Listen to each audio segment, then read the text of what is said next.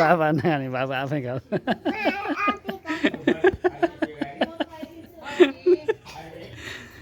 के खाएको बाबुले यो के हो यो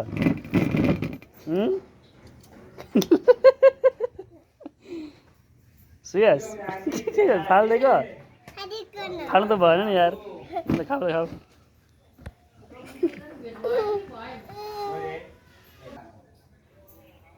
के खाएको चौचौ खान्न हजुर खाइस्यो सुप गरेर खाइदेऊ न